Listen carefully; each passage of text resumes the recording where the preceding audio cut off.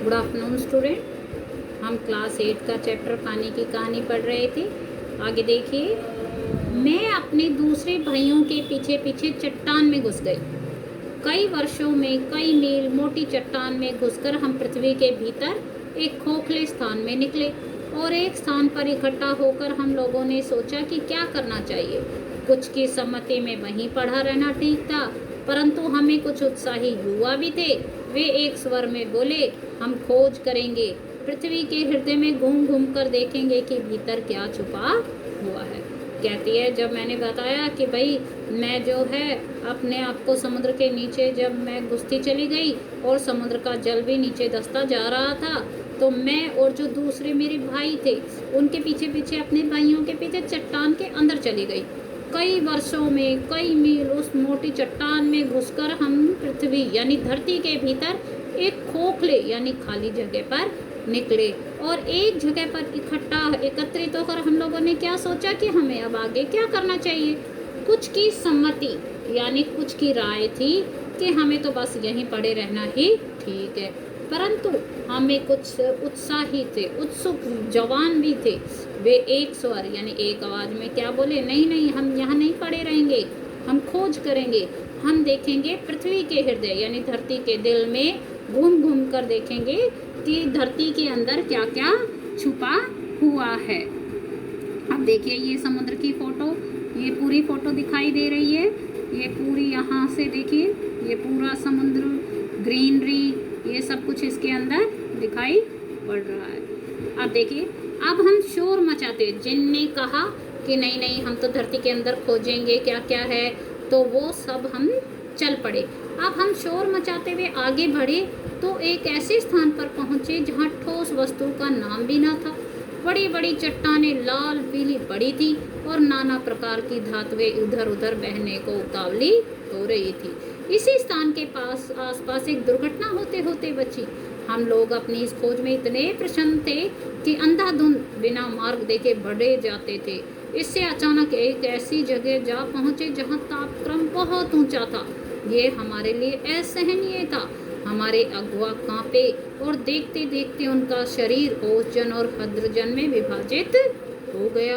इस दुर्घटना से मेरे कान खड़े हो गए। मैं अपने और बुद्धिमान साथियों के साथ एक और निकल भागी। अब वो बताती है बूंद कि जिन साथियों ने ये निश्चय किया था कि नहीं हम धरती में देखेंगे घूम घूम कर क्या है, तो वो सारे शोर मचाते हुए आगे जा रहे थे और वे एक ऐसी जगह पे पहुंच गए जहां ठोस वस्तु का नाम ही नहीं था।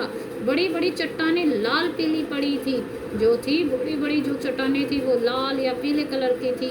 विभिन्न प्रकार की धातुएं इधर उधर बहने को उतावली हो रही थी यानी पिघल रही थी। वहाँ का तापक्रम यानी वहाँ इतनी ज़्यादा गर्मी थी कि सब क्या हो रहे थे, बह रहे थे। इसी स्थान के पास क्या हुआ, एक दुर्घटना होते होते बच गई। क्या हुआ, हम लोग अपनी इस खोज में इतने खुश थे कि अंधाधुंध, अंधाधुंध का मतलब होता है लगातार ऐसे ही बिना कुछ सोचे समझे रास्ते में देखे बढ़े जा रहे थे। इससे अचानक ऐसी जगह जा पहुँचे जहाँ तापक्रम यानी तापमान बहुत ही ज़्यादा था। ये हमारे लिए तो असहनीय हो गया, जो सहाना जा सके। हमारे अगुआ कांपे, अगुआ यानी जो हमारे आगे आगे चल रहे थे वो कांप गए और देखते ही देखते उनका शरीर जो था वापस किस में आ गया, ओजन और हाइड्रोजन में, जिनसे इनका निर्माण हुआ था और विभाजित हो गया यानी वे बट गए आपस में। इस दुर्घटना से तो मेरे कान खड़े हो गए, कान खड़े हो गए एक मुहावरा है, इससे तो मैं सचेत हो गई। मैंने क्या किया, मैं अपने और बुद्धिमान साथियों के साथ एक और निकल भागी यानी दूसरी तरफ हम लोग भाग खड़े हुए। हम लोग अब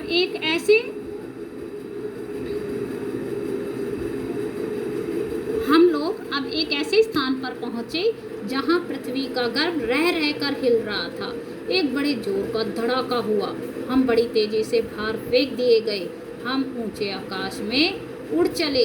इस दुर्घटना से हम चौंक पड़े थे। अब वो कहती है वहाँ से जब वो अपने साथियों के साथ निकल भागी तो वो कहाँ पहुँची, ऐसी जगह पर पहुँची जहाँ पृथ्वी का गर्भ यानी अंदर का हिस्सा जो था क्या हो रहा था, हिल रहा था और वहाँ बड़े ज़ोर से धड़ाका हुआ, यानी आवाज़ हुई, धमाका हुआ और हमें क्या किया गया, वहाँ से हम तेज़ी से बाहर फेंक दिया गया और हम ऊंचे आकाश में उड़ गए।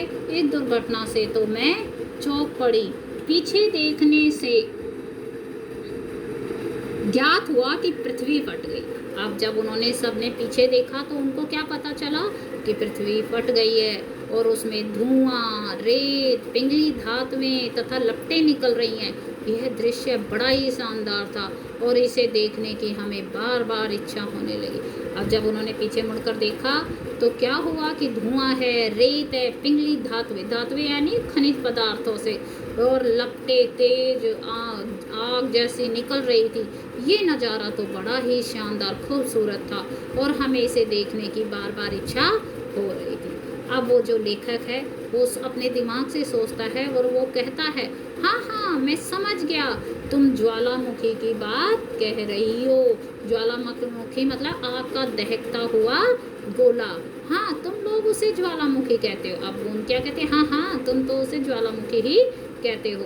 अब जब हम ऊपर पहुँचे तो हमें एक और भाप का बड़ा दल मिला। दल मतलब समूह, ग्रुप मिला। हम गरज कर आपस में मिले और आगे बढ़े। गरज कर यानी क्रोध में आपस में गले मिले और आगे बढ़ गए। पुरानी सहेली आंधी के भी हमें यहाँ दर्शन हुए और वह हमें पीठ पर लादे कभी इधर ले जाती कभी उधर। वह दिन बड़े आनंद के थे। आकाश में स्वच्छंद किलोले करते फिरते थे। वो कहती है, हाँ भाई तुम तो उसे ज्वालामुखी कहते हो। अब जब हम ऊपर पहुँच गए तो हमें वहाँ पे एक भाप का बड़ा ग्रुप मिल गया। हम गरज कर यानी गुस्से में आपस में एक दूसरे से मिले और आगे बढ़ चले। अब हमें हमारी जो पुरानी सहेली थी आंधी, हमें यहाँ वो भी मिल गई। उसने हमें पीठ पर लाद लिया। कभी वो हमें इधर ले जा रही थी कभी उधर ले जा रही थी। वो दिन बड़े आनंद मजे के दिन थे। हम आकाश में स्वच्छंद किलोले करते फिरते थे। स्वच्छंद मतलब बिल्कुल अपनी इच्छा से, किलोले यानी मस्ती। कहती है हम आकाश में जो है अपनी इच्छा से मस्ती करते घूमते से, स्वतंत्रता से।